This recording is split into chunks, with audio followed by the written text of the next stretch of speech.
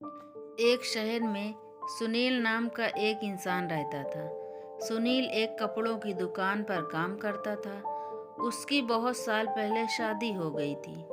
सुनील को हमेशा से लड़का चाहिए था। लड़का वंश का कुलदीपक होता है, पिता का नाम रोशन करता है और बुढ़ापे का सहारा होता है। पर लड़की शादी करके चली जाती है। ऐसी सोच रखने वाला वह पड़ोसियों को भी यह बात बताता था। शादी के कुछ साल बाद उसे दो लड़के हुए। बड़े बेटे का नाम अमर और छोटे बेटे का नाम अमन रखा। बाद में कुछ सालों बाद उसकी पत्नी का निधन हो गया। उसके बाद उसी ने उन दोनों बेटों का ख्याल रखा। समय बीता और उसके दोनों बेटे बड़े हो गए और अब दोनों बेटे नौकरी कर रहे थे। दोनों की शादी भी हो गई। शादी होने के बाद भी वह सब एक साथ ही रहते थे। कुछ साल बाद खुशी में गए, लेकिन बाद में दोनों भाई एक दूसरे के साथ झगड़ा करने लगे। दोनों बहुए में छोटी छोटी बातों पर मतभेद होने लगी। यह सब देखकर सुनील को बहुत बुरा लगता था। अब दोनों ने अलग रहने का निर्णय लिया और वह अलग हो गए। फिर पिताजी का ख्याल कौन रखेगा, ऐसा सवाल निर्माण हुआ। दोनों बेटे एक एक महीना संभालेंगे, ऐसा तय किया। सुनील एक बेटे के साथ एक महीने के लिए, फिर दूसरे बेटे के पास एक महीना, ऐसा उसका बंटवारा हुआ। पर जैसे जैसे वक्त बीतता गया वैसे वैसे बहुओं और बेटों में सुनील को लेकर झगड़ा होने लगा। दोनों बेटों के घर में झगड़े का कारण सुनील रहने लगा। यह बात सुनील को अच्छे से समझ आ गई। अब सुनील को पुरानी यादें याद आने लगी। उसने जिंदगी में कितनी बड़ी गलती की थी, यह उसे अब समझ में आ रही थी। अब इसका क्या फायदा। आखिर दोनों बेटों ने पिताजी को वृद्ध आश्रम भेजने का निर्णय लिया। एक दिन दोनों ही पिताजी को लेकर वृद्ध आश्रम गए। वहां जाने पर सभी औपचारिकताएं पूरी करके पिताजी को छोड़कर दोनों अपने अपने घर वापस चले गए। बेटे के घर जाने के बाद सुनील बहुत रोने लगा। उसके बाद वृद्ध आश्रम में कई लोगों ने उसे समझाया, पर वह बहुत दुखी हो गया था। सुनील को वृद्ध आश्रम में आकर 8-10 दिन हो गए थे। वह किसी से भी बात नहीं करता था और एक पेड़ के नीचे बैठकर विचार में मग्न रहता था।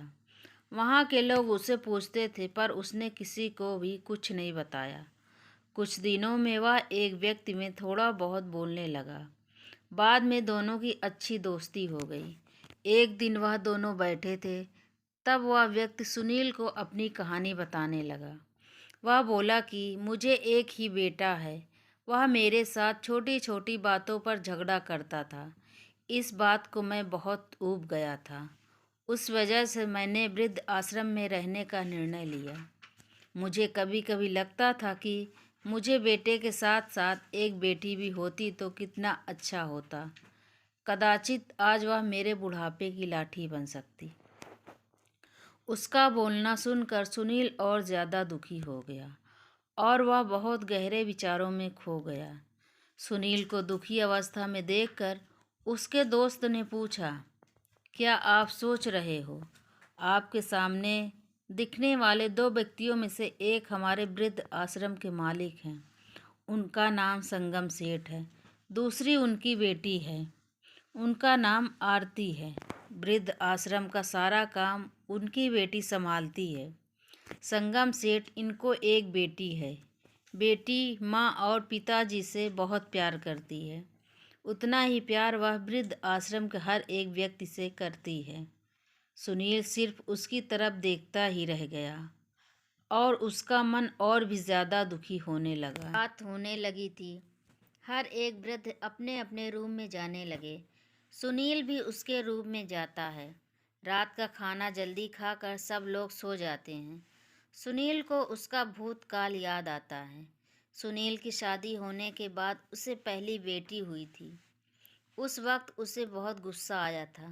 पत्नी के मना करने के बाद भी गुस्से में उसने बेटी को उठाया और दूर जाकर उसे वहां छोड़ आया।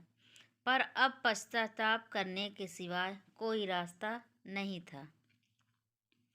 सुनील को रात भर नींद नहीं आई। दूसरे दिन वृद्ध आश्रम में एक छोटा सा प्रोग्राम था। हर एक जन जल्दी उठता और अपने अपने काम में लग जाते हैं। दोपहर को सब लोग हॉल में एकत्रित हुए। संगम सेठ और आरती भी आए। वहाँ पर प्रोग्राम चालू था। तब संगम सेठ का ध्यान 2-3 बार सुनील की तरफ गया। सुनील उनको बहुत उदास दिखा।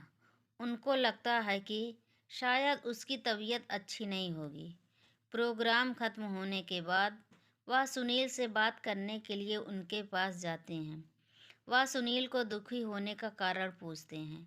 तभी सुनील बहुत रोने लगता है और थोड़ी देर बाद वह अपनी पूरी कहानी उनको बताता है कि मुझे भी पहली बेटी हुई थी, पर मुझे बेटी नहीं चाहिए थी, इसलिए मैं गुस्से में आकर उसे छोड़कर आया।